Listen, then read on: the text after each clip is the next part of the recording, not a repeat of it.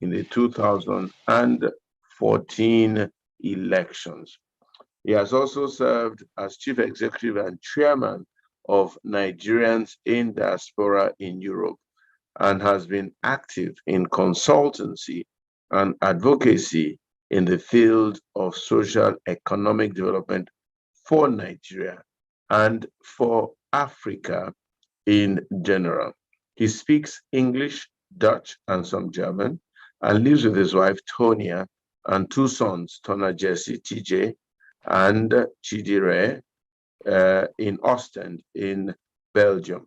Comes to Nigeria frequently, and a serious and keen member of his family. His father, Obi Eze Adigwe Nweke, is a traditional ruler and member of the Indi Ize Traditional Ruling Council of Igbuzo. Sadly, he lost his mother in September 2014, and he had dedicated his leadership award in Hamburg, Germany, to his lovely mother. He trained in mass communications, international business management, and management social economy in Nigeria and also in Europe. And he holds a Belgian graduate in corporate policy and is a doctor of governance, honoris causa, awarded in 2014. He's also a fellow of the Institute of Management Consultants and a certified management consultant. Very active in the Nigerian space, not just in Europe, but internationally. And he also serves as vice president of the Rebuild Nigeria Initiative, an initiative that I am part of.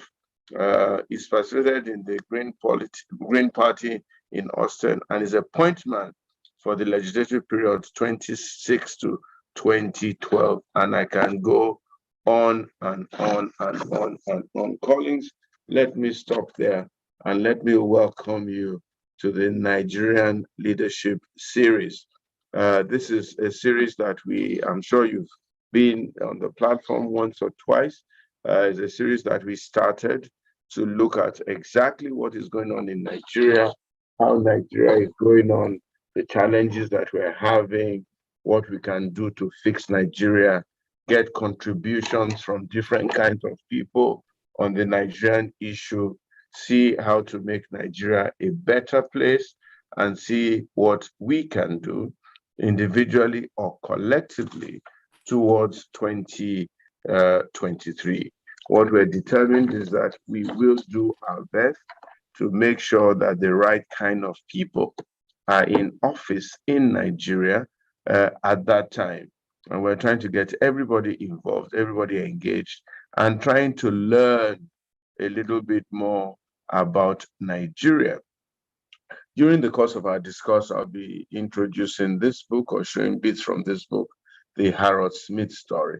I don't know if you've read it, but there's some pages in it which are worth a read as we go along and see if there's time for that. But the subject that we're speaking on today is the politics of resolving the Biafran agitation. And just before we started this, I came across a post or a script written by President Olusegun Obasanjo that was trying to canvass or discuss the issues where there's what we call the Igbo marginalization in Nigeria, and that in spite of the no victor, no vanquished slogan after the Civil War, it seems as though a lot of Igbo people have just not been given a place on the table in Nigeria, not enough economic development from a federal perspective in Igbo land.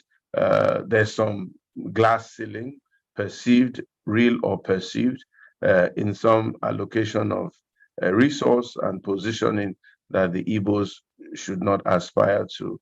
And also on the issue of IPOB and things like that, Nnamdi Kanu, his incarceration, and exactly what is happening. General Obasanjo made a few comments saying that indeed Nigeria at this time should really, really create space. There's been appointments on the federal level, 57 of them, Not one of them really went to the southeast per se, and so on and so forth, real or perceived.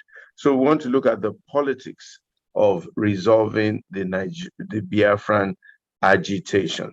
And I know that this seems to be an area of knowledge for you, an area of interest.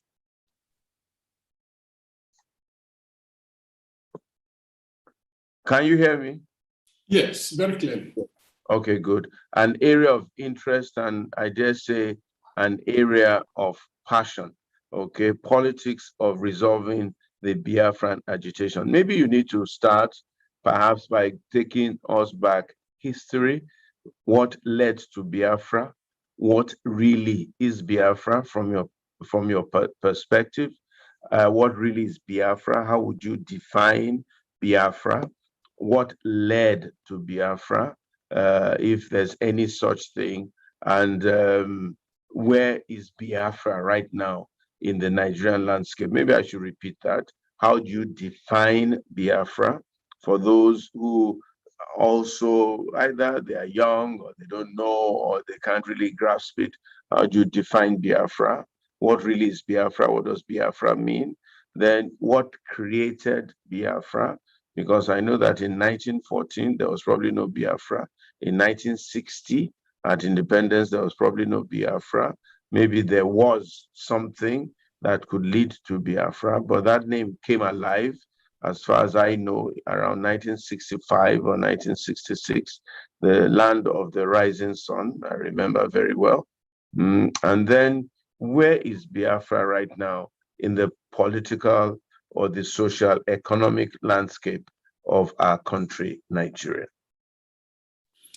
Thank you very much, Itwa, for having me. I feel honored to share this platform with you, Nigerian Leadership Series under the African Leadership Group. After African Leadership Group. Obviously, this is a solution-based group, and anyone that has a passion for Nigeria, as I want to believe that we both do, would welcome an initiative of this nature. And so it was for me, an honor to be invited to, use this platform to share some of my ideas. What brought about Biafra? I would define it, from a personal perspective, just, in the same notion that a doctor will treat successfully on the basis of an accurate diagnosis. So that will lead me to just give a paintbrush of, my understanding of Biafra, particularly as it affects me, because being born in 1965, the Nigerian Biafran War, sparking off in 1967, actually makes me a war child. I still have very faint memories of, gunshots as a child, because it affected my region. I was just 2 when that war broke out. And, even at the end of the war, when we came back, I still remember that when the aeroplane flies over the sky, as children, playing out, outside, we always have to find, a hiding place somewhere. It's funny, but even up until now, I live close to an airport here in Ostend, Belgium. When an aeroplane flies through, my residence, it still brings back, those memories, those childhood memories. So they have a way of being ingrained, in one's psyche. Now, like you mentioned, in 1914, when the, famed amalgamation of the North and South took place, there was nothing like Biafra. In 1960, when Nigeria gained its independence, there was no Biafra as well. But very quickly, down the line, when the crisis broke that led to the first coup, and then, the Abori Declaration that actually brought about a deal that was meant to settle, the imbroglio, and the fact that one side didn't respect it, leading then to, the need, as, Ojukwu found it then, to lead his people out of, the construction called Nigeria, because essentially he felt it wasn't working for them. That was how all of this started. But let me just pause to say, to make a few statements of fact. In international politics, secessionist movement is a fact in the sense that even in Nigeria, we have more than one. There are several of them in Africa. Africa is replete with all sorts of, secessionist movement. Our neighbors, the Amazonians in Cameroon, very clear example. Almost in every country of Africa, Europe, including Belgium, where I am now, there are all sorts of movements. Now, one is more severe than the other in terms of the fallout as a consequence of how government handles those secessionist movements. And so the matter could de-escalate or escalate depending on the reaction of government. Do they want dialogue? Do they treat the people on the other side, with enough respect that would make it, more difficult for them to be very radical, and then win people somewhere in the middle over to the side of the government? These are all the elements, that play out. So, in the case of Nigeria, I think it is fair to actually assert that so far, response of successive governments have been such that they actually fuel the agitation, such that from one, we have close to 4 or 5 different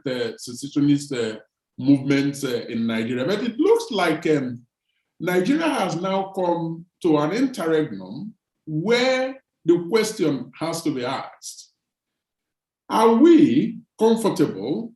Do we continue to be comfortable with the disintegration process as it is today? Or have we come to a point where we now say, wait a minute, what have we been doing wrong?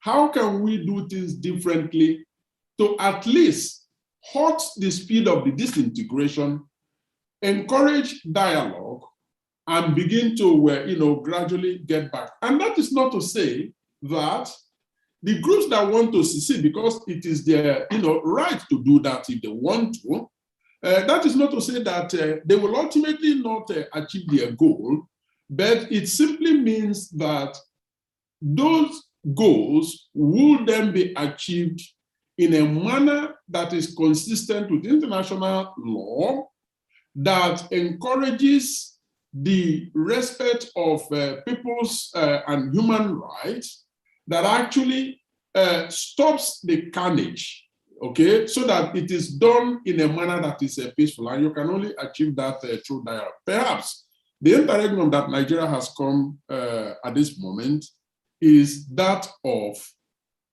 encouraging those that have been hesitating to dialogue to actually set it up, and those who are responsible for organizing the table, for making the dialogue happen, to actually begin to see that things are speedily getting out of hand. The 2023 election that you mentioned, that actually occasions the establishment of the Nigeria Leadership Series. The question is, will they be or should they be 2023? Don't we have other more urgent matters in our hands, that of, halting the speedy disintegration of the country, so that 2023 can then happen, in a peaceful manner. So those are my initial thoughts, and I believe that in the course of the conversation, a few more things can then come out. Thank you. Thank you very much, Collins. I'll take you from the last comment that you made. Very, very subtly, you made the comment, but I seem to have picked it up. That is, well, while we're talking about 2023, are we sure we're going to get there? There are even more cogent issues as to the state of security, the state of peace, the agitation in Nigeria for restructuring and succession or whatever it is. So why don't we deal with that first of all, rather than even go that far? Now, so I want to ask you, how do we deal with it in this present state and in this present government? If you were here in Nigeria, if you had, and even if you are not here in Nigeria, from Belgium where you are, what are the things that we can do, or what Nigerians should do to ensure that we deal with these issues that we're talking about? These issues have been going on forever. Boko Haram, we're still there. Girls captured from Sambisa Forest, we're still there. Fulani herdsmen, we're still there. IPOB, we're still there. Restructuring, we're still there. NSAS, we're still there. The Biafran question, we're still there. Amoteku and Odua Republic, we're still there. What you may call state police, we're still there. Everybody has spoken. Everybody has shouted. Calls for referendum. There was even the protest that ended up in almost a massacre. Even though there's debate between government and the panel and the people, that people didn't die at the toll gates. Even the blind knew that bullets were shot at the toll gates. Even the deaf heard the sound of gunshots that night, and there was blood on the floor, which people washed off. So maybe the people didn't die, as according to government, but they were shot. There was blood. We saw blood, and cameras were picked up here and there. So all these things have been going on, Collins. They've been going on. Nnamdi Kanu, for all his agitation and all his this, gets thrown into the gulag, gets thrown in the jail, and he's just left there. That's the response of government to what the young man has been doing. Sunday Igboho, who put on charms all over his body and said doing this and that, has run into pretty exile in neighboring Togo or Dahomey, and so on and so forth. And cases have been piled up against him. Nobody's listening to what he's complaining about. So what do we do? What do we do? What do we do, Collins? Tell me, what do we do at this point in time? I obviously don't have the crystal ball, Itua, that I can look into to extract ready-made answers to the questions that you have raised, get a solution for Nigeria. But I think it's important to understand a few dynamics, that would then help to put the matter in perspective. Now, there is no single country in the world that is happy to cede its territory to any group. I mean, there is almost always a resistance. So what we are seeing in Nigeria is essentially not an isolated instance. So everywhere you have it, close to me here in Britain, they wouldn't just let the Scottish people live. The Spanish people to the south, to my south here in Europe, wouldn't let the Catalonians live as well. So it is perhaps fair to say that it is normal for, a state, a government to actually hesitate to cede its territory. In international politics, there are 7 confirmed, identified reasons why countries behave in that way. But I wouldn't take us through all of those. I will speak to the ones that relate to Nigeria. In the case of Nigeria, I think we can infer that there are 3, perhaps 4 main reasons that the Nigerian government hesitates, very, very strongly, and actually are very, very repressive in terms of clamping down on secessionist movement. Number 1 is for economic reasons. We do know, taking Biafra as a specific example, that that oil-rich, region of Nigeria is one that Nigeria definitely will not want to, give up without a fight, because, up until now, even though oil has, become a devalued commodity, up until now, it has been the, singular source of the Nigerian, economy. So that is perhaps normal. Now, on the other hand, even though you can say that there isn't quite that national identity, a single ethos that Nigerians can say, yes, this is something that brings all of the over 250, maybe 300 different ethnic nationalities together. This is something that we identify with, that we can all say, yes, this speaks to us all as Nigerians. You can actually state that Nigerians, wherever they are, do whatever the ethnic nationalities, are very, very passionate about the country. So that passion is one of the things that also drive the response of government, who wants to redraw the map of the country. Now, part of the emotional reason. But you also have the will of the people. Now, remaining, sticking with Biafra, you would know that Biafra as a region is almost as diverse in terms of ethnicity as Nigeria as a nation. So what that means is that within there are also different, minority groups.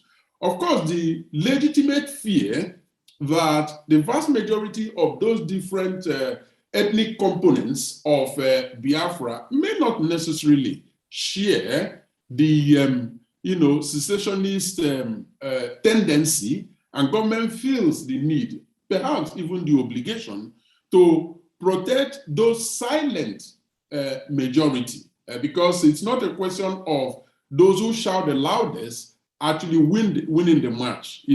So that, in the case of Nigeria, perhaps is one of the things that is also driving it. So those are, in my view, the 3 elements that drive the Nigerian government, in their position. However legitimate these are, there are very, very strong indications that the lack of purpose, the lack of purposeful leadership, and I mean successive leadership, and indeed getting worse with the current administration, has actually made the matter to deteriorate to the extent that it is now. And with a little bit of time, later on, I'm happy to zoom into what the government has done or has not done that has actually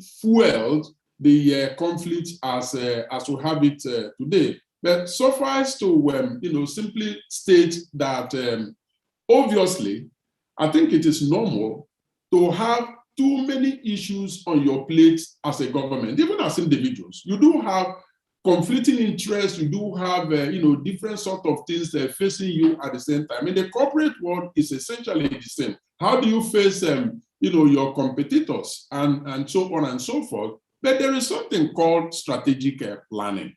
It is through strategic planning that you are then able to put all of these issues on the table and then find a thread that then runs through all of them in a manner that is coherent, in a manner that you can evaluate, know where you are going wrong, and be able to retrace your step. I do think that Nigeria has lacked that serious strategic planning component in its administration of specifically the separatist movement. And I think that is where we need to go back to, ask the question, first and foremost, who is afraid of a dialogue and why? Once we're able to sort that singular question out and get the different partners to the dialogue table, I believe we can begin to see some measure of a halt in the escalation, and then status quo could be maintained in terms of creating the environment to then begin to talk, because trust would have been established. That's where I will start from. I believe that the rest will then fall into place. Of course, frictions can emanate along the line, but as long as you remain committed to dialogue, I believe that progress could be made. Thank you very much, Collins. And I did mention a book earlier on, the Harold Smith story. It's called End to an Empire, the British Retreat from Africa. And your reference to leadership in Nigeria over the years has tempted me to read some portions of this book, okay? And what Harold Smith was saying in page 131 of his book is that the major aim of the colonial regime was to avoid, or was to choose people they considered sound, And the people they considered sound were people who were prepared to betray their own people's interest for personal advancement and to put down irresponsible elements. And the people they called irresponsible elements were nationalist politicians who act in their people's interest. So when the British person describes a person as sound, he's talking about somebody who's ready to betray his own people's interest. He says a major proportion of the politicians who made Nigeria notorious for corruption after independence were selected by the British before independence. So a major proportion of those politicians were selected by the British before independence. Now, Harold Smith is a guy who worked in Nigeria between 1955 and 1960 when they handed over independence, and was a person who witnessed the last stages of the British. He's a British man, by the way, who trained at Cambridge, and the last stages of the British rule before handover. Okay, it says the British look for, obviously, people who are more pro-British, and they put those people in control. He had something to say about specific people, but let me avoid that. Okay. Ronald Wraith, he says, in a fascinating study of corruption in Nigeria, fails to mention the involvement of the British at all. He says, corruption was rife in Britain up until the middle of the 19th century, and corruption got worse in Nigeria after the British rule, no doubt, but it was evident when the British were in charge. And the most corrupt act of all is colonialism itself. It was clearly an official policy of the British to allow the Nigerian ministers to be corrupt. So it seems as though what he's implying is that there was a deliberate act by the British to ensure that they got the kind of leaders that will serve more British interests and introduce corruption into the Nigerian lexicon and left it like that. It says the three regions of Nigeria already had a measure of independence and were federal states in 1956. But the 1956 elections will be the final regional elections before independence. Let me skip that. It says the British, he had also ordered to pressurize British and foreign firms to make donations. He says the British had been pressurized to make donations to a particular party, The British government was trying to take credit for its liberal policies in moving towards independence, but the honest and fair handover power to a new, he says, but this was chincenery and cynical, but there was chincenery and cynical interference in the electoral process beyond belief. And the British were definitely against a certain party of a particular region of Nigeria, and so on and so forth. What do you think of this statement, and what do you think of the successive kinds of leadership, including the military interruption in Nigeria? And what do you think also of the way Kwame Nkrumah was treated, even in Ghana, when he began to talk of a Pan-African ideology for the whole of Africa? And you must double back that into what happened to Muammar Gaddafi of Libya over the last few years, also when he began to breathe the embers of Pan-Africanism.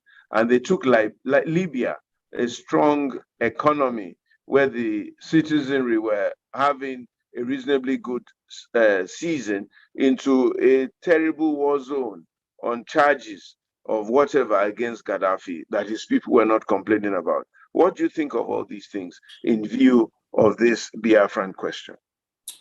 The events that Mr. Smith actually spoke to are about 70 years old now. Now, let me draw an analogy with a child that had so little to eat while growing up. It leaves some, that lack of, enough to eat affects the growth, the formation of the brain, and so on and so forth, to the extent that, oftentimes it leaves, lasting damage. Other times, of course, the child outgrows, those deficiencies, and then is able to operate at his or her God-given, capacity. So there is absolutely no doubt that those constructions that the British, the colonial masters left in Nigeria and other parts of Africa, that they helped to impede the growth of Africa. They actually helped to form the mentality and, of course, the leadership practices of some of the African leaders that we've had over the years. But I think that the bottom line is that nearly 70 years after all of these events occurred, I believe that Africans ought to have outgrown those, those damaging issues that the British have actually left as legacy. Yes, of course, I am not, discountenancing the fact that sometimes the damage is very, very lasting.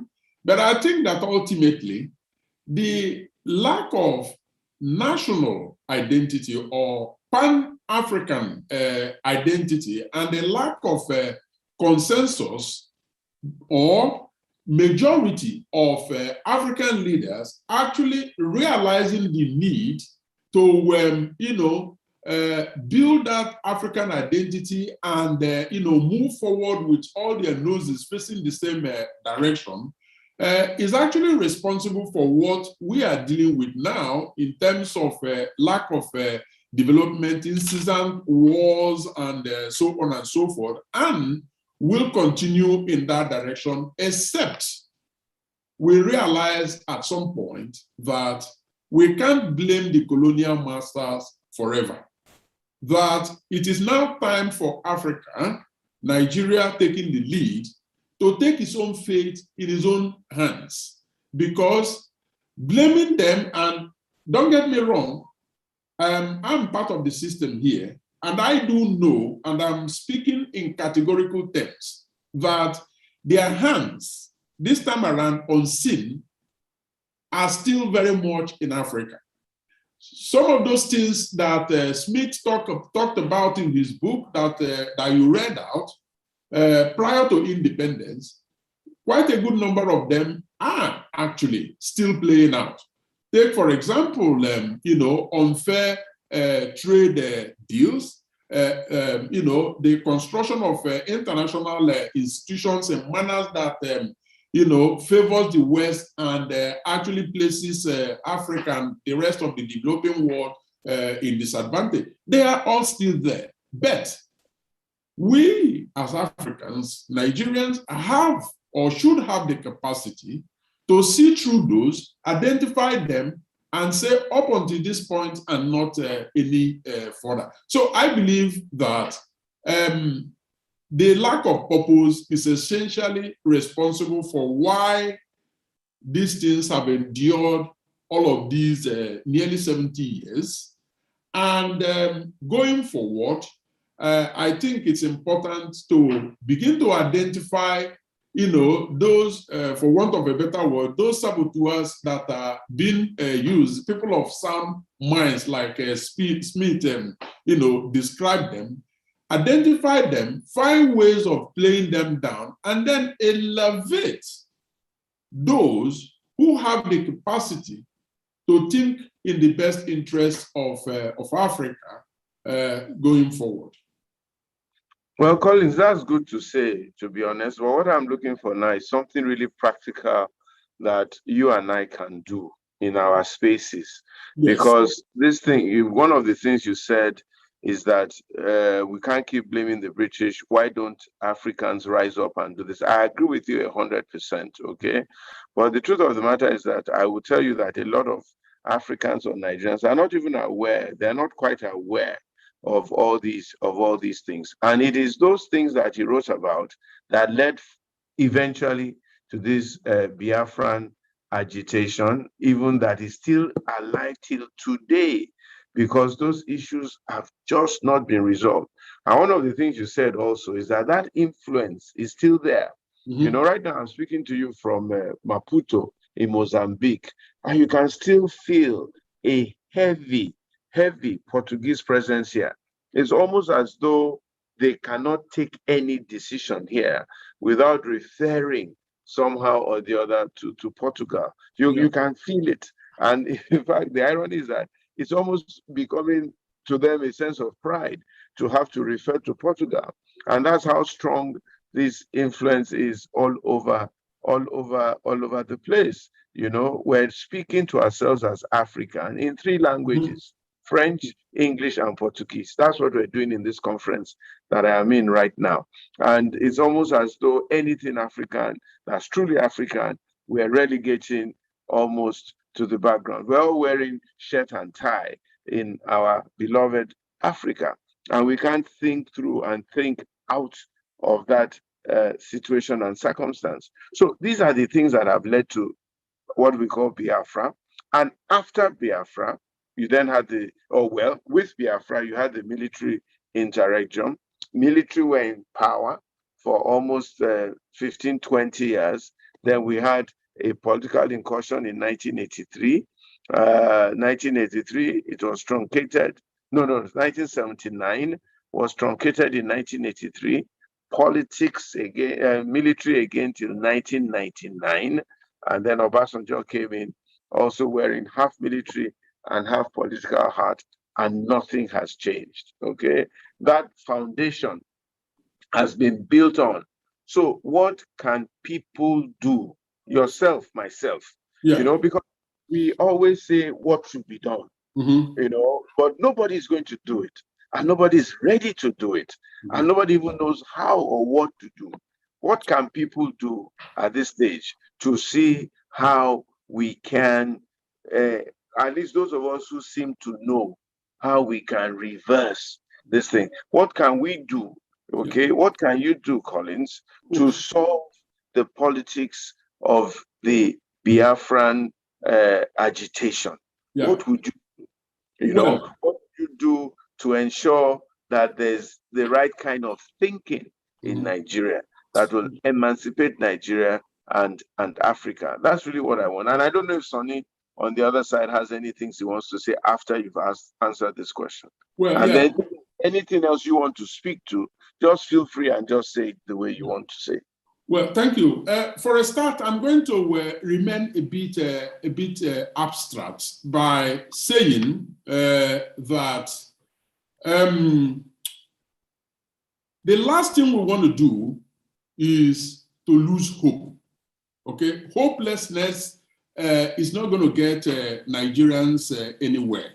We have to believe in the possibility of turning the country around, because it is that hope that you actually need to motivate yourself and be able to motivate those around you.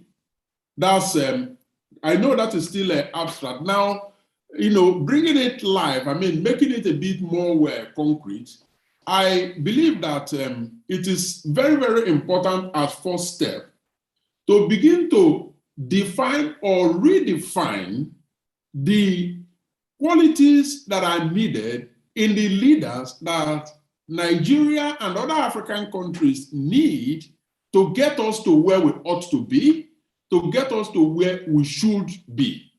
Because obviously, those that have been in charge of the affairs up until this point have not had the right qualities, passion for the country, purposefulness, integrity, and lack of always you find people speaking from both sides of their mouth.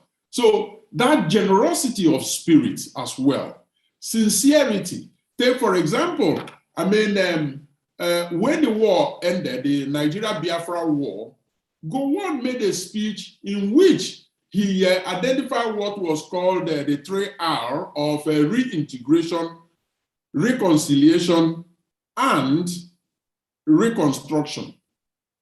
Up until today, what we have had is the exact opposite of those 3R.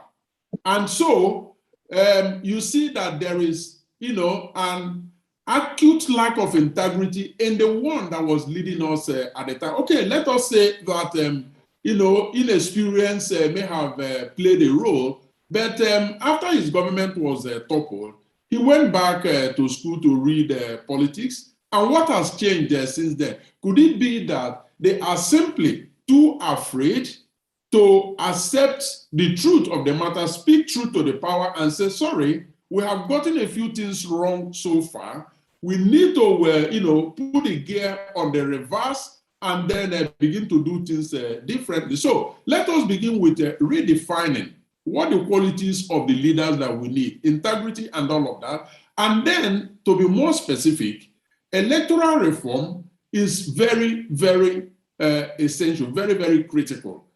All of these things that we're talking about, the election in 2023 and so on and so forth, will become business as usual if we continue to operate the same electoral act that Nigeria is operating now. Because what does it do? It encourages rigging. It encourages all sorts of malpractices that actually means that when people vote for A, it is actually B that gets the power. So that is also very, very important. And so, of course, concretely, programs such as yours, agitation groups, as long as they are peaceful, these are all bits and pieces of, instruments, soft instruments, so to speak, that are required, that individuals can sign up to, that people like us with our friends in different parts of the world, joining hands with us, to be able to begin to change mindset, to be able to begin to change their perception. Because I must tell you something, which actually reconfirm the point that you made, that the unseen hands of the West is still very much in the business of Africa. But I can tell you with a measure of confidence that the new crop of leaders, emerging leaders out here in the West are beginning to see things a bit different in terms of their sense of justice and fairness is actually a bit different from those of their parents and their grandparents. And these are the ones that are going to, mount the podium in the coming years, in the coming decades. And while that is happening, a lot of Nigerians in diaspora are actually playing major roles in majority of these economies that we are talking about. The decision makers of tomorrow are either their friends or friends of their children. So there also has to be a purposeful means of galvanizing all of these resources and bring them home and put them to work for Nigeria. Now, I say this realizing that this is not going to be a walk in the park. This is not something that is going to happen from A to B and then you have it. It's going to be a long haul, but Nigerians should be ready to withstand a long walk. Thank you very much. I don't know if Sonny has anything he wants to ask or chip in, my co-host on this program. And if he does, he should please chip in right now.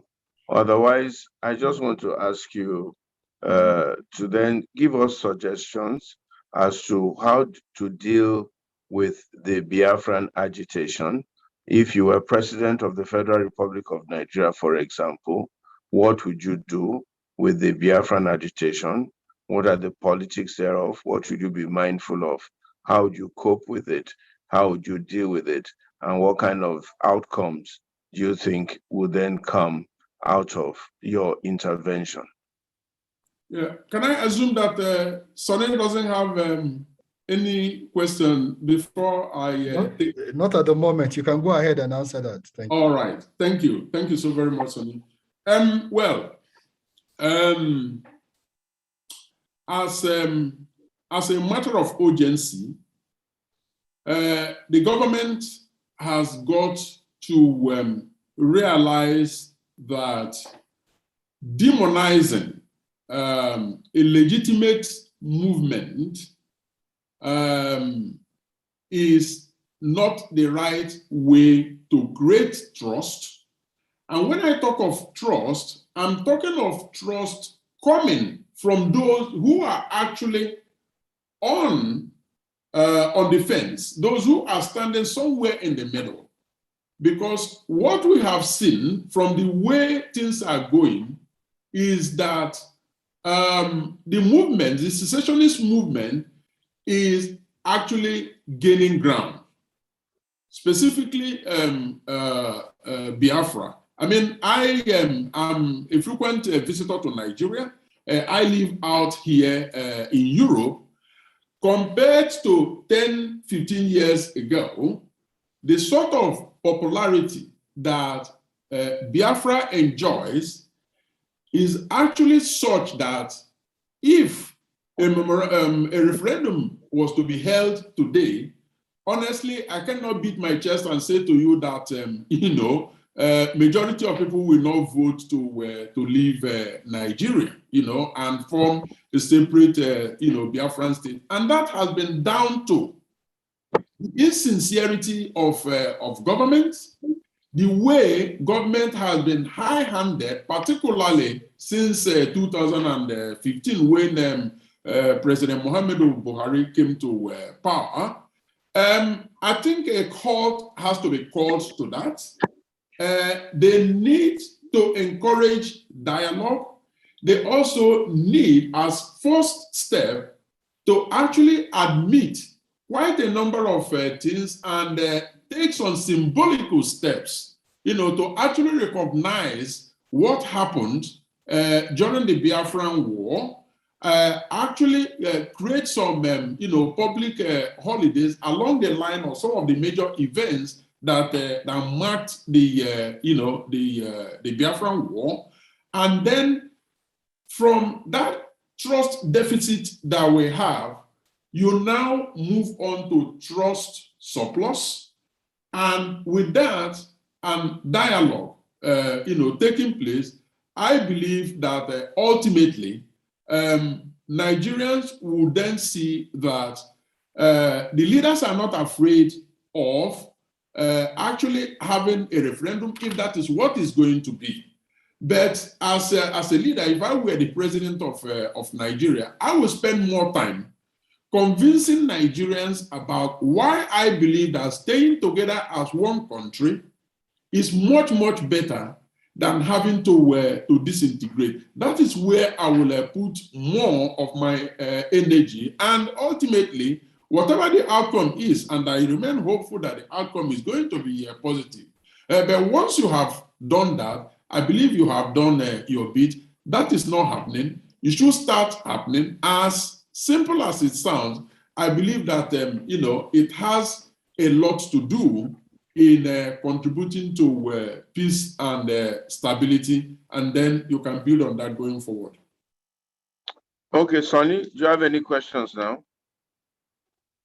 Thank you very much, Pastor. I hear you, Collins. The question I have, and I will ask them in a series of format, is let's be very clear. You are not, or are you for the separation? Are you for Biafra in Nigeria, or what you simply want is a need for there to be a negotiation for inclusiveness for the people of the Southeastern extraction? In which case, and the reason I'm asking this question is, let's take, for example, in 2023, we have a president from the Southeast. Obviously, he's going to be a president for Nigeria, not a president of the Southeast. And so he's not going to necessarily corner everything to the Southeast. He will necessarily have to be just to rule the country as a Nigerian president. Will that be sufficient for the Southeastern people? Or will this agitation to separate from Nigeria continue? Where do you stand? Because I've been listening to you. You seem to be striking a more of a reconciliatory tone. If this can be done, this will not be done. Where exactly do you stand on these issues, and how can we deal with them? Thank you. Yeah, thank you, Sonny. I do not know that where I, as an individual, stand matters as much as what needs to be done to encourage dialogue, to give both sides the opportunity to defend the positions that they have taken, educate the general populace of Nigeria about the advantages of staying together as one nation, and those on the secessionist side also making their case about why they believe that as a group, it is important for them to secure independence and stay on their own. Now, I think the right thing to do is to leave an open mind and have the opportunity to receive information, and then on the basis of the information, you make up your mind, which side that you stand. At the moment, I am Nigerian. I remain, Nigerian. I am happy as a Nigerian. That has not changed, and I would wait to be convinced that I will be better off with another arrangement, in order to actually change my position of being a Nigerian and continue to support the concept of one Nigeria. So you cannot rule out anything. But ultimately, Sonny, we need to understand one point. Part of what fuels the agitation is also the lack of perspectives or around young people. For Christ's sake, take a look at the Human Development Index of Nigeria. take a look at the unemployment and the underemployment rate of Nigeria. And then you begin to have a sense of, some of the drivers of, support for secessionist movement. Because anybody that comes and says, well, your future is in my hands, I have the solution, and the solution is breaking away because you are going to have A, B, C, D, and all we have on the ground actually speaks against the the benefits that is being sold to them. Of course, it's easy to change your mind. So the ultimate thing is working purposefully as government to change a lot of the people, make the economy begin to work for the people of Nigeria. And once that happens, I believe that a major part of it has, been taken care of. And finally, on the issue of Southeast, person becoming a president of Nigeria, well, it is symbolical and it's going to be a powerful symbol to the people from that part of Nigeria that, yes, they belong to this union, they are part of it, and that they are recognized. Now, is that going to make an automatic change? I do not know that, because the most important thing is this.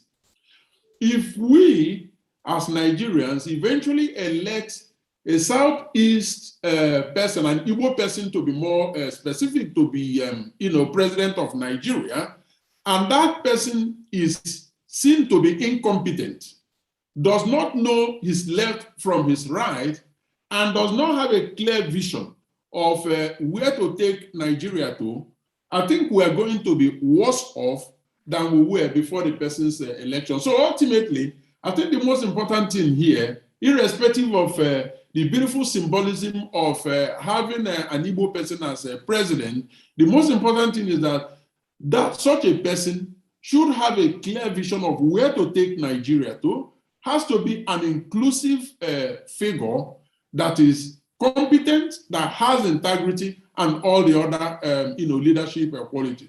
Those are more important, in my view, than the symbolism of an Eastern president.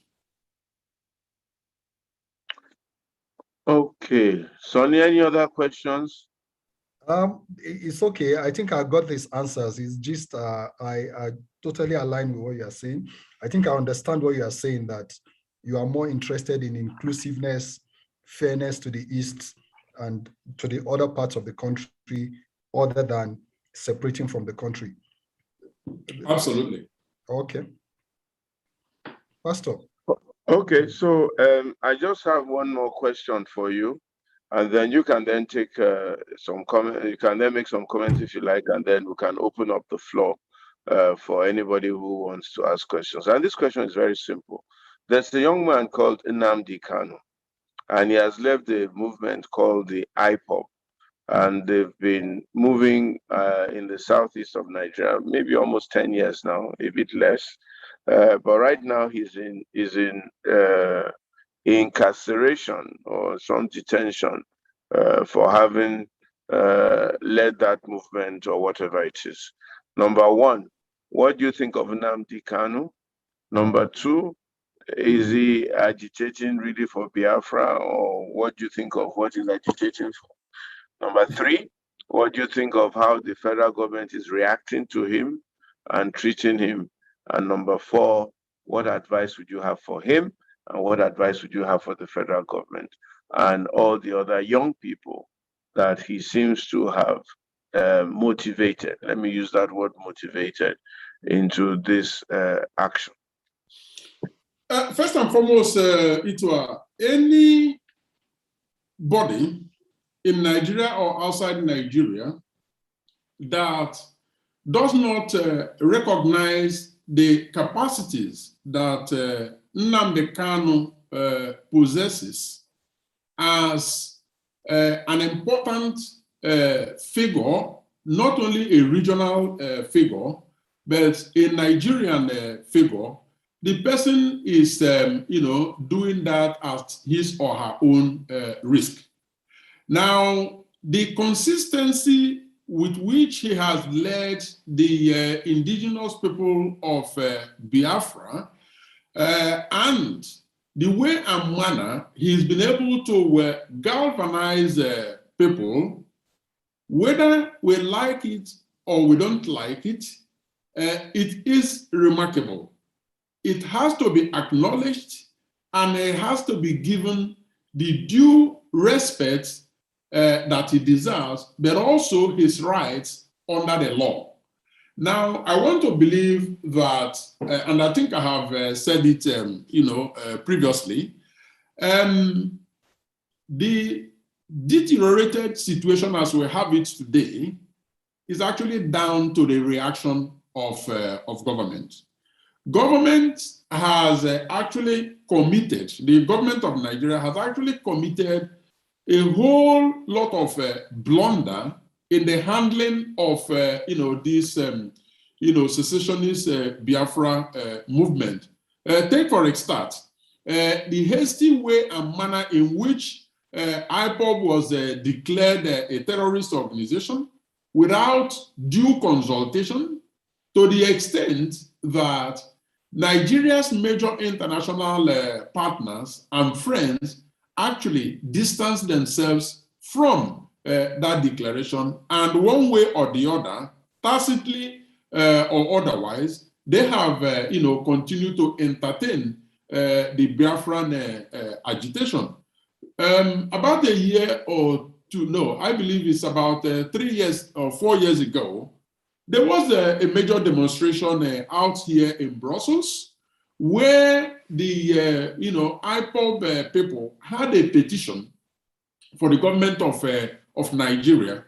They marched to the embassy, and the embassy did something that is uncommon within the Nigerian leadership circle, that of actually welcoming them, giving them a seat, receiving their petition, and to say, yes, we will send your petition to the appropriate quarters. That is remarkable, even as ordinary as it is in any sane society. Now, Nigeria should learn to be more entertaining, to be as entertaining as the Embassy of Nigeria had done in this specific instance. Encourage dialogue. Now, I'm not saying that even Nnamdi Kanu and his group have actually committed any, infraction on the laws of Nigeria, that that shouldn't be looked into. Certainly, I'm not privy to, all the information that Nigeria as a government has, but if he has committed any crime, particularly, issues around, arms, importation, illegal importation of arms, and so on and so forth. Well, yes, that is what the law courts are there for. And I do not believe that it is responsible for anybody to make any statements in that regard. I think the courts of law should be, allowed to do their job, while, ordinary citizens, especially civil society organizations, should continue to hold government accountable in terms of ensuring that Nnamdi Kanu's rights as a citizen of Nigeria are not trampled upon, so that ultimately he will get a fair trial. Anything short of that will actually mean that Nigeria as a government, Nigerian government rather, will be adding more insult to the injury. Thank you. Thank you very much. Is there anybody who has any questions at this point in time? Let them please raise up their hands so that we can take those questions, and so on and so forth. Maybe Collins can also please speak to the situation with Sunday Igboho at this point in time. What's your thinking in that direction? I didn't get that. Yeah, there's also a gentleman, I'm sure you probably heard about him, from the Southwest. Yes. Sunday Igboho, his own agitation at that time was to protect his people, according to him, from the ravages of the bandits or whatever, either the bandits and those who were referred to as Fulani herdsmen, who had gone, raped villages, burned places, prevented women and men from going to their farms, and so on and so forth. So he started a Robin Hood kind of crusade in that, well, if the federal government could not defend his people, he will come out and defend the people. And then he came and did some raid on some Fulani household or Fulani settlement somewhere, and then did another one. And then thereafter, the government went to his home. He wasn't there. They ransacked the home. I'm told that 3 people were killed, bloodstains everywhere, and he had to escape for his life. Escaped to Togo or Lome or so, or Dahomey, I don't know, Republic of Benin or whatever. And from there, there was an issue for extradition from him. And somehow, even in that place, I think he's in some kind of gulag or detention there. Somehow the government was able to get the government in that country to detain him for one thing or the other. And now there's an agitation also for his release, and so on and so forth. So what do you think about that? And also, what do you think about the NSAS protest and how it ended, and also this brick and brack between government and the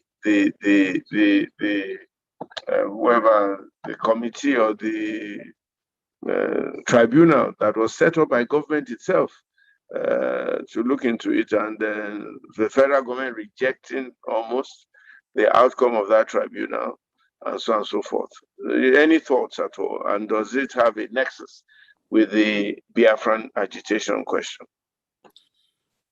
Honestly speaking, I just don't know where to start from. What what you have just done is, unleashing a catalog of, the issues, bits and pieces of issues that are bedeviling, the space called Nigeria. Now, I wouldn't say that all the blames would have to go to government, because Nigeria is not supposed to be a lawless country. We have laws, and everyone should be conversant of the repercussions of not respecting the law. Our handicap as non-state actors is actually the fact that we are not privy to information that the government has. And so far, the same government has been acting in ways that are less than transparent. They have been acting in ways that are actually very, very suspicious. So that when information comes from them, you can't say for sure that those information are correct, that they are accurate. So that creates, that actually deepens the, trust deficit between the civil society and the government, making it then hard to be able to, determine when and where government has acted, in a justifiable manner. Now, to be specific about Sunday Igboho, I believe that there was a recent court ruling that actually blamed government, and actually, if I'm not mistaken, awarded some damages to him in the way and manner that government raided, his home. That is remarkable. It is remarkable that the government didn't think through its actions, well enough, to the point that they were found wanting. But the fact of finding government wanting is actually an important narrative in itself, because it also speaks to a very large extent to the independence of the judiciary, because they could the courts could have simply ruled in favor of government And they will always find one thing or the other to justify it. And that brings me to the NSAS, imbroglio and the Lagos State report. Again, it speaks to the fact that all hopes are not lost in Nigeria. Now, the report has been submitted, but I'm not aware, except it happened, some hours ago, or within the last 24 hours. I'm not aware that the report itself, that the content of the report, quite apart from bits and pieces of information that we're getting from the social media and from the media in general, the actual content of the report, to be able to say, yes, this is exactly what the report has said, is unknown to us. But there are indications, indeed, that government committed serious atrocities there. And if we were to go by the hasty interview given by the Minister of Information, that leaves quite a lot to desire, because he may be speaking out of knowledge of the content of the report, and so he was just too defensive.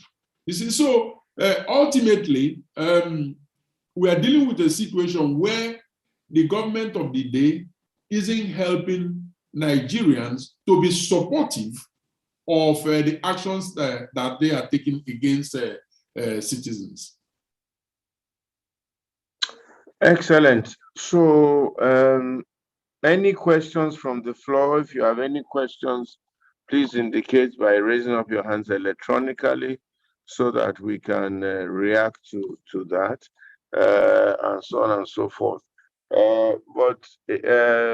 Collins, so any other thoughts or any other advice for the various persons of Nigeria? And how do we march forward? How do we march forward in Nigeria? And how do we get ourselves together to create a new Nigeria, as it were? First and foremost, I believe that the most pertinent advice for Nigerians is to hang in there. Those who have chosen the path of non-state activism, and that includes people like yourself with this initiative, you need to, more than any time else in the history of this country, believe a lot more in on what you are doing, in the fact that ultimately you are going to prevail. The last thing Nigeria need now is for people to give up hope. I know that it is easier said than done as we speak. And I mean, the fact that I don't live in Nigeria doesn't mean that I have no idea of what is happening, because we have friends, families, and all of that. We are surrounded by friends, families who continue to reach out to us, to intervene in the serious, excruciating, financial and economic situations that they are facing. So we know that things are very, very hard, close to impossible in Nigeria. But hope is the last thing that we have, and we can't give it up as Nigerians. This is the time for more activism, not less. This is the time for Nigerians to come out en masse and condemn that which they believe to be wrong. And this is not the time to relent. And I believe that ultimately Nigerians will prevail. Right. Very good. There doesn't seem to be any questions this evening. Pastor. Okay, unmute yourself and ask your question. Please introduce yourself very briefly. Good evening. Good evening, yes.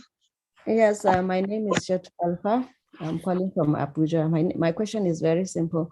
It's regarding the issue of Biafra. I just want to ask that, Igbos being representing a whole region in the country, is Kanu actually speaking the minds of every Igbo in this country, or is just, they are just asking for some, like you earlier said, issues of inclusion and the rest. So is it correct for me to say that if they are not actually agitating to leave the country, the problems are issues of inclusion and other stuff? I am thinking that probably the right thing to do is to, maybe sponsor a bill to the National Assembly or something like that, because as the agitation is going on, elections are going on in that region, and then still there are representatives from that region in the National Assembly. So what do you think about that? Because it's actually kind of a bit confusing. Thank you. Thank you, Shetu. Are we taking some more, or should I dig in, Itwa? Obinna should ask this question. Obinna, take the question. Okay. Yeah, thank you, Pastor Itwa, and our guest for showing up.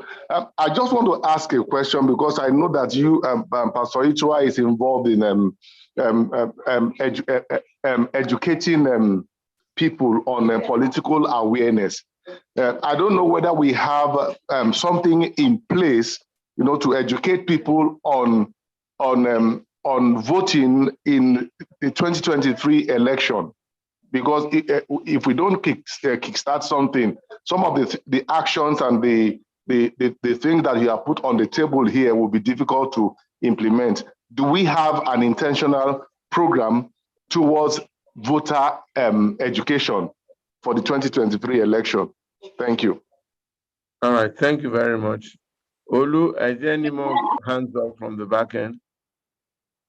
None for now. Okay. So Collins, can you take on those questions, please? Yes. Shetu talked about the fact of whether Nnamdi Kanu is speaking for the entire Igbo. The simple answer to that question is no, that cannot be the case. And if you recall, I referred to, globally acclaimed 7 different reasons why governments actually, stand against losing territory to any group, any secessionist group. 3 of which have, direct relevance to the Nigerian situation. And one of them that I highlighted is the need for the government in place to actually defend the rights of the silent majority, who may belong to the territory that people are seeking independence for, whereas they are not quite in tune, they are not quite aligned with that idea of going out of the existing arrangement. So no, there is no single indication, as far as I'm concerned, that all the people, and it cannot be. It is impossible for every Igbo person to be aligned with Nnamdi Kanu's agitation. Now, the fair thing, however, to do is not to make assumptions that he does or he doesn't. Follow internationally approved procedure to actually determine whether that is the case or whether that is not the case. First, by encouraging open and transparent dialogue among citizens, and ultimately, if there is a need for a referendum, well, let that take place, and one should be able to respect the outcome, because it is the outcome of the referendum, like they had, for example, in Scotland, that actually determine where the majority stand, and if they are against the independence, of course, independence will not happen. So that would be my answer to that. Now, Obinna talked about voter education come 2023. He doesn't want to wait till 2023. He wants to see, such a voter education to begin now, so that people are empowered with information, people know their rights, and those who may have the tendency to support all sorts of malpractices, using them in the run-up to as agents to rigging and so on and so forth, that those people are aware that they have information and they are able to avert such things from happening. Yes, that is important, of course, and I believe that a number of civil society organizations are doing that. We saw a few things play out during the Anambra election. But beyond that, I am saying that electoral reform, that is, the Electoral Act as it is today, is deficient. It is deficient in the sense that it cannot guarantee that, when people vote, their votes are going to count. And you made reference, Obinna, to legislators. Yes, we saw the whole arguments about simply transmitting the result of the election electronically, whereby the upper house, that's the Senate, and the lower house, the House of Representatives, came off with different outcome in terms of where they want to do, what they want to do. Luckily, they have been able to harmonize, their position. That's the positive thing. But I believe that beyond that, a thorough electoral, reform is necessary. Whether it is likely to happen before 2023 is doubtful, because the work is as good as being concluded. But of course, little beginning can mean something. And yes, indeed, voter education is very, very important, like you mentioned. Right. I'll just have close with this and then get you to take your closing remarks. And that is, you and I belong to a group called Rebuild Nigeria Initiative, RNI. We've been working on it together for some time. Maybe you can use this opportunity as Vice President to maybe educate some of the people here on what Rebuild Nigeria is trying to do, and then also what you think the role of the diaspora can be in the Nigerian question or the Nigerian situation. Either it's with Biafra or generally the circumstances in Nigeria right now. What do you think the role of diaspora should be, especially knowing that you, even though you're a Belgian, you are really a Nigerian in diaspora? Maybe one day you'll be president or prime minister of Belgium, Collins. I want you to go for it, and let's show them how to do it. Then you can then give us your final thoughts and closing remarks, and then we can close the session today. Thank you. Thank you so very much, Itua, for the opportunity to talk about Rebuild Nigeria Initiative. Now, Rebuild Nigeria Initiative is a coalition of like-minded individuals. I mean, when I talk of like-minded individuals, it doesn't mean that there is always a convergence of views and opinion amongst the members of Rebuild Nigeria Initiative. But one point is clear, and that is the point that we all members of the initiative are passionate about seeing a different Nigeria. Rebuild Nigeria Initiative is for dialogue, bringing the different ethnicities, different groups in a non-political environment to discuss about Nigeria, particularly solutions to how to sort Nigeria out. Now, another important aspect of Rebuild Nigeria Initiative is also its diaspora signature.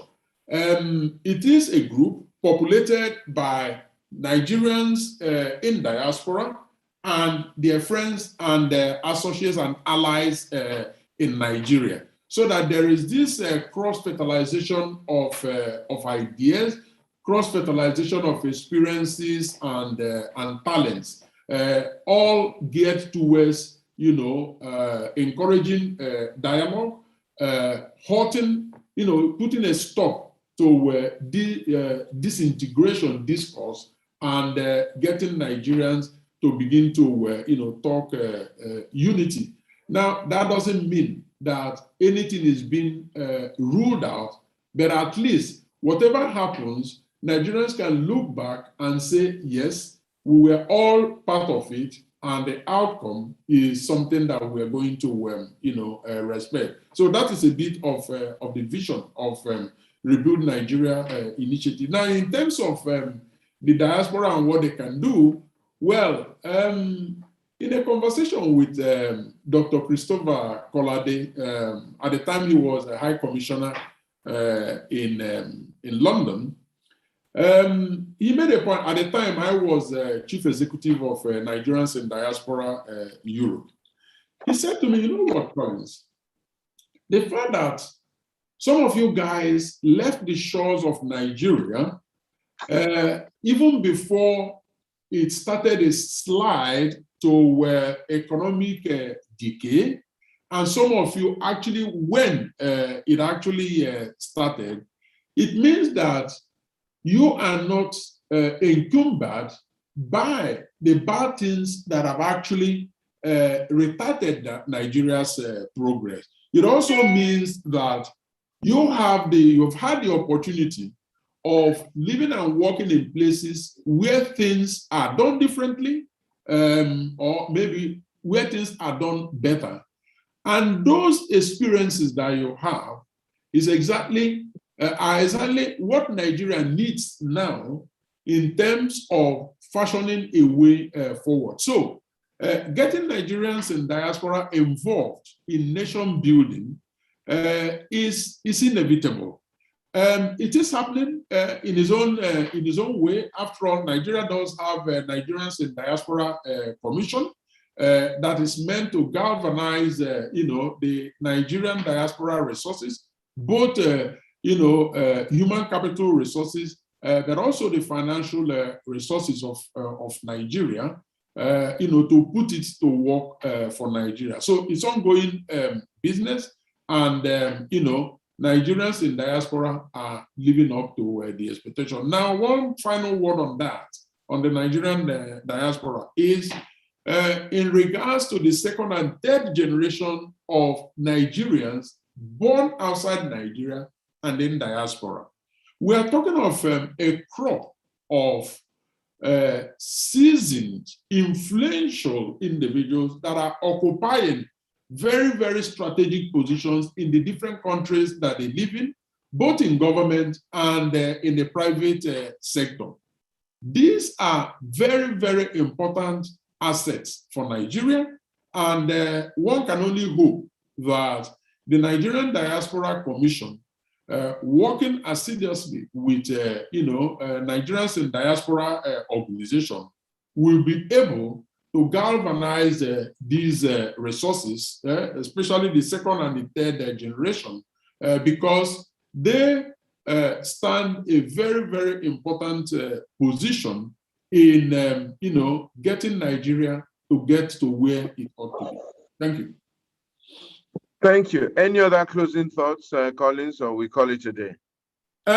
My closing thoughts will be based on will be solution-based, in the sense that I think Nigeria has now come to the interregnum where the core question has to be asked and a dispassionate answer found. And that question is, what was wrong with the arrangement in 1960 that granted autonomy, self-governing status to the different regions of Nigeria? Are there justifiable reasons for us to say that that arrangement didn't work? For who didn't it work? And if The answer to that question is not negative. I believe that the time has now come to begin to, actually explore how to go back to the drawing board and, grant the regions more autonomy, because there are strong indications that part of our solution may very well lie in that. Thank you. Thank you very much, Collins. God bless you. Thank you for being part of this entire process and program today. And thank you for your love for Nigeria, love for Africa, and all the great work you're doing as a bona fide representative of Nigeria and Belgium in the European and international space. We look forward to you contributing a lot more to what's going on around the world and seeing how we can not just make Nigeria, but the world a better place. My lovely regards to your wife and to your two lovely children. And you and I will catch up in the by and by. Thank you very much. God bless you. Have a wonderful evening and a pleasant weekend ahead. I want to thank all those who have been on the program today. Thank you very much for spending this evening with us. May the Lord bless you all. And let me be the first to wish you a very Merry Christmas. God bless you all. God bless you. Thank you, sir. That's it. Good night. Good night. Christmas. Are you in the theater? Watching African leadership. The closing remarks of the guest. Sir,